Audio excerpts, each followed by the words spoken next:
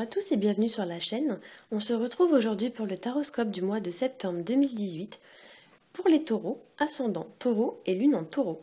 Ceci est un tirage général, donc s'il ne résonne pas avec votre situation, je vous invite à consulter le taroscope de votre signe ascendant et celui de votre signe lunaire afin d'avoir plus d'informations. Comme d'habitude, j'ai fait un premier tirage général en 3 cartes au tarot de Marseille que j'ai complété avec une autre carte issue d'un autre jeu pour votre situation sentimentale. Donc on va commencer tout de suite avec le premier tirage. Alors je ne sais pas si ça va s'entendre, mais j'ai vraiment très mal à la gorge en ce moment. Je suis un peu malade, hein, je suis pas au top. Donc du coup j'ai pas une super voix. J'espère que vous allez quand même réussir à entendre ce que je vous dis.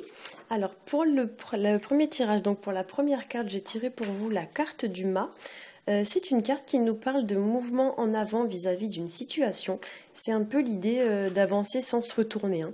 Le mât, c'est aussi le départ, donc c'est ce qui va symboliser tout ce qui est nouveau départ, recommencer à zéro, commencer un nouveau cycle ou une nouvelle situation. Ça évoque aussi le fait de partir, comme je l'ai dit, sans se retourner vis-à-vis d'une personne ou d'une situation. Et on peut également y voir une personne qui arrive dans votre vie de manière un petit peu imprévisible. Ça peut représenter le fait de prendre des risques au regard d'une situation. Et pour certains d'entre vous, ça peut représenter un départ, mais c'est pas vous qui partez. C'est-à-dire que c'est une personne qui s'en va, qui part de votre vie. Par exemple, je sais pas moi, un collègue qui démissionne et qui part travailler dans une autre entreprise, par exemple. Au niveau de la deuxième carte, j'ai tiré pour vous la carte de l'impératrice qui annonce la préparation d'un projet. Ça annonce la réflexion, la créativité et l'idée de réfléchir avant de passer à l'action. Et si vous avez un projet en tête ce mois-ci avec Tempérance qui est situé juste à côté, on pourrait vous dire que soit c'est pas encore le bon moment, ou soit il faut encore réfléchir, encore peaufiner votre projet, ou encore patienter un petit peu, etc. Il y a vraiment une notion avec cette carte de timing qui est peut-être pas forcément très bon, comme si vous deviez un petit peu attendre avant de pouvoir concrétiser quelque chose. Avec l'impératrice, on pourrait parler aussi de signature de contrat. Et si c'est le cas, Tempérance va vous indiquer ici l'idée de bien lire entre les lignes et de bien peser, on va dire, le pour et le contre avant de signer. Voilà. L'impératrice, c'est aussi une carte qui nous parle d'affirmation. Donc il y a l'idée un petit peu de reprendre les rênes entre les mains, de reprendre son pouvoir entre les mains et de ne pas se laisser dicter la conduite par qui que ce soit. En fait, c'est un petit peu... L'impératrice est une femme normalement qui domine un petit peu, donc c'est elle qui impose un peu sa loi, mais elle ne se fait pas dicter sa conduite, hein. En troisième carte, j'ai tiré pour vous la carte de tempérance. C'est une carte qui nous parle de paix, qui nous parle de réconciliation, pardon. Ça nous parle d'apaiser des tensions ou encore d'arrondir les angles au regard d'une situation. Avec cette carte, on vous demande peut-être de faire le dos rond, de supporter des choses tant bien que mal. Voilà, et si vous prenez une nouvelle direction ce mois-ci, comme nous l'indiquait la carte du mât, Tempérance ici va vous demander peut-être de jongler entre deux situations ou encore de faire des compromis, des négociations ou ce genre de choses. Pour certains, il faudra peut-être aussi se délester d'une certaine forme de confort ou alors une certaine forme d'aisance financière, un peu comme si l'on vous demandait de peser le pour et le contre entre l'argent et le bonheur en quelque sorte, hein. Dans ce tirage, il y a un peu l'idée voilà, que vous allez peut-être avoir une situation qui va être meilleure mais au prix de quelques sacrifices financiers, hein. Voilà.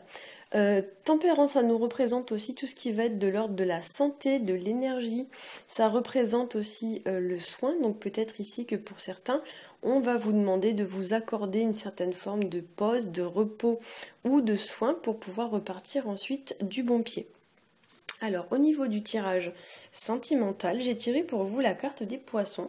Et la carte des poissons, c'est elle aussi une carte qui nous parle d'argent, qui nous parle de ressources matérielles et financières.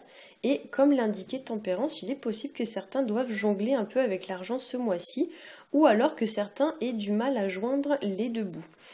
Cette carte peut également évoquer une personne qui a de l'argent, donc par exemple un homme ou une femme d'affaires, qui pourrait potentiellement arriver dans votre vie, ou alors c'est à ce genre de personne que vous allez être confronté ce mois-ci. Et avec la carte du mât, on pourrait parler aussi d'une personne qui arrive dans votre vie, mais une personne avec des ressources assez limitées, en fait, pour pas dire très limitées, voire même carrément pauvre, hein, voilà. Ou alors du moins une personne qui n'est pas très stable sur le plan matériel et financier.